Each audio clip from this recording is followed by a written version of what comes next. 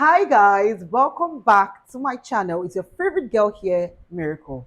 And like you've noticed, now we now have a regular visitor on this channel. I have my very own person here, Shay. Say hi to my people. Hi guys, welcome to Miracle's YouTube channel. You know the vibes already. So guys, together we have a podcast channel called Marketing Unleashed. I think you want to check that out. Yeah. So you don't want to forget to subscribe, like, and comment. Yeah. So Shay, let's get to the tea of today's discussion. Right. Again, this is not a video you want to skip. We are going to be talking to the expert herself in the thought leadership of this school. You say what? I mean, someone that has been there, done that. Okay, okay. So today we'll be talking about if you're looking to migrate to the UK or you're looking to, study in the UK and all. I have my friend here, Shay, who has been there and done that.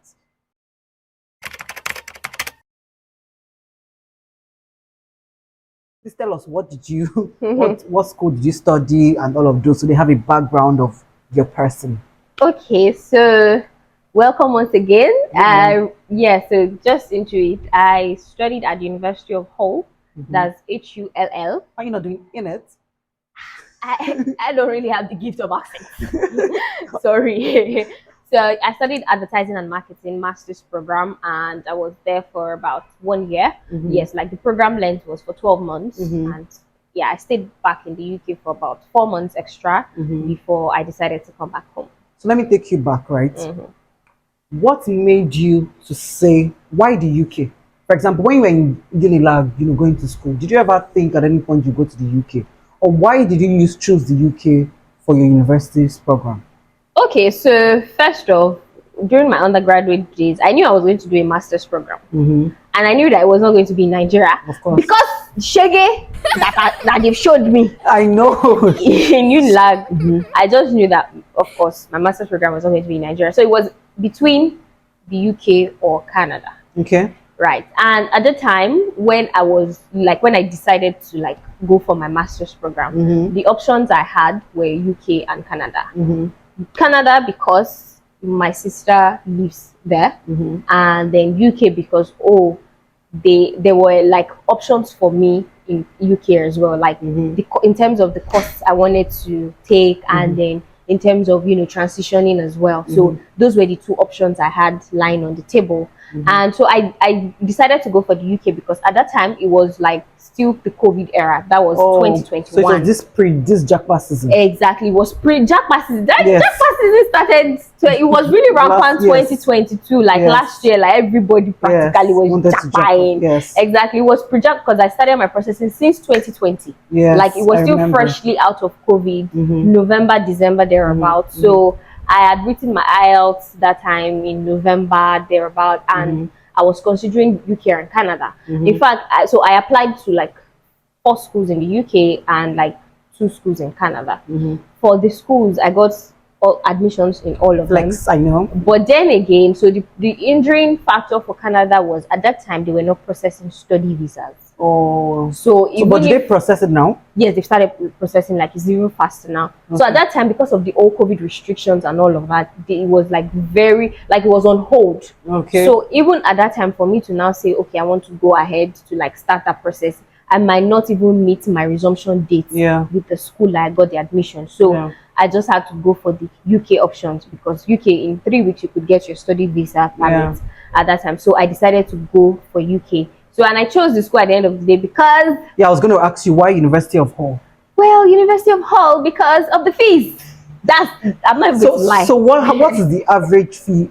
It will cost, say everything in pounds. They should do their math. Yeah, it's actually going to be in pounds. Yes. So I said I applied to four schools in the UK, right? Yes. So the highest I applied to was £17,300. Okay. And University of Hull was £9,600. Oh, it was way cheaper. It was way cheaper. So the reason why I chose University of Hull again at that time, usually their fees would cost £14,000. But I think because of the post-COVID era and they wanted people to come in, so they had a discount for students at that time. And that was why the fees was dropped to 9,600. So now the fees is even way higher. Now it's about 13,000 or 15,000 pounds right now. Great. So that was why I decided to go for University of Hull. So yeah. So what I hear from Shay, if you're trying to study, is first do your research. Yeah, do your research. Know, okay, what is a factor for you? Is finance a factor? Is the cost a factor? Know that and streamline your school of choice on the back of your research. Exactly. Okay, great. So I want to ask you, what is the actual reality of being a student in the UK that people don't talk about?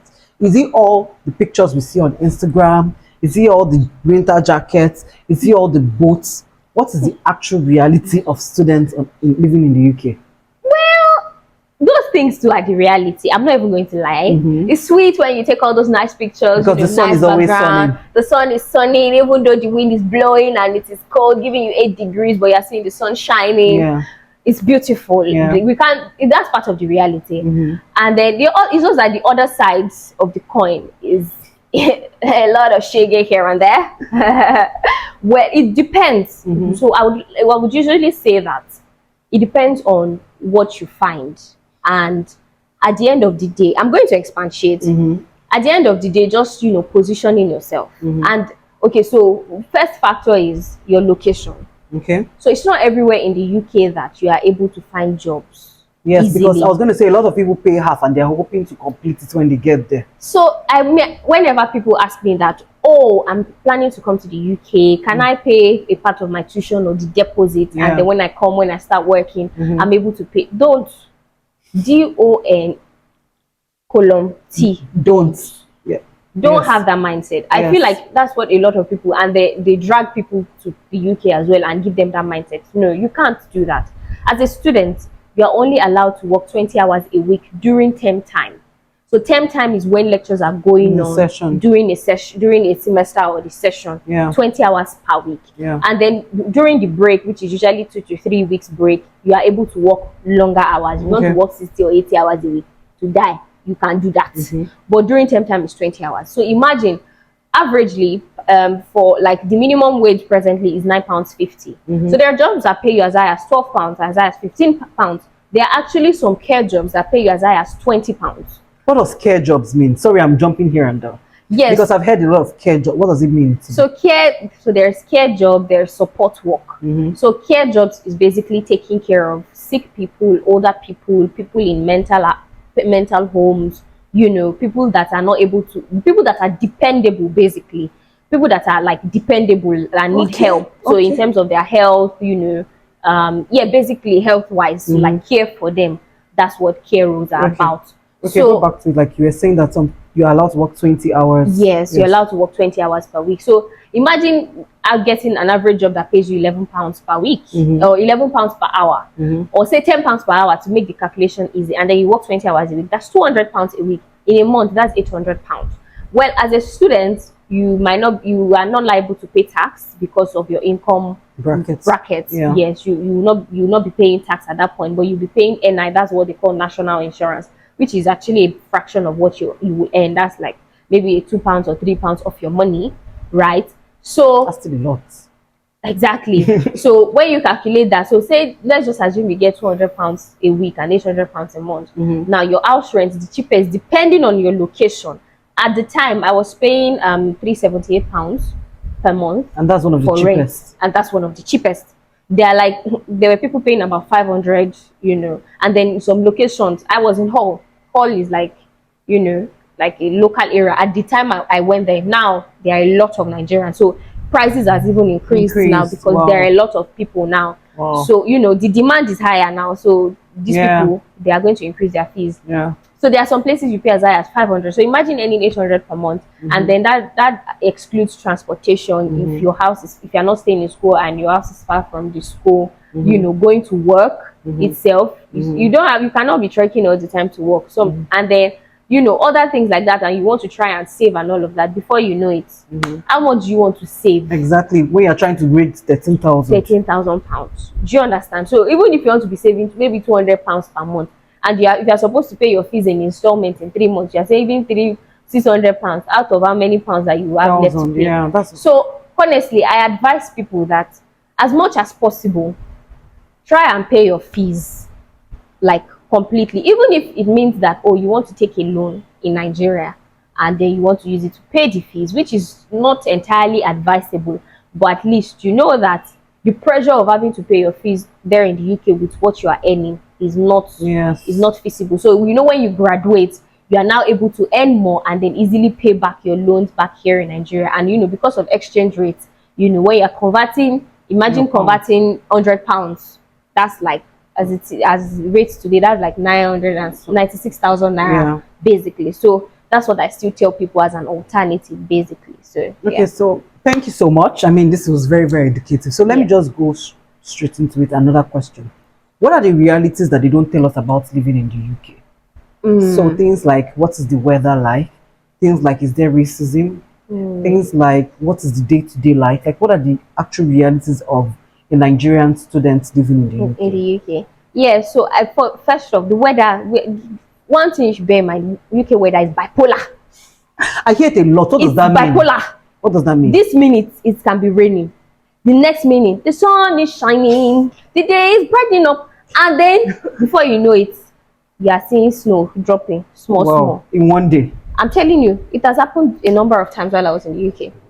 So it's actually that weather is bipolar. Like, there are times that during say fall, and the weather is getting cold to like 12 degrees, 13 degrees, and then the sun is shining. You would think, oh, from your window, you are like, oh, today is a good day, it's not going to be so cold.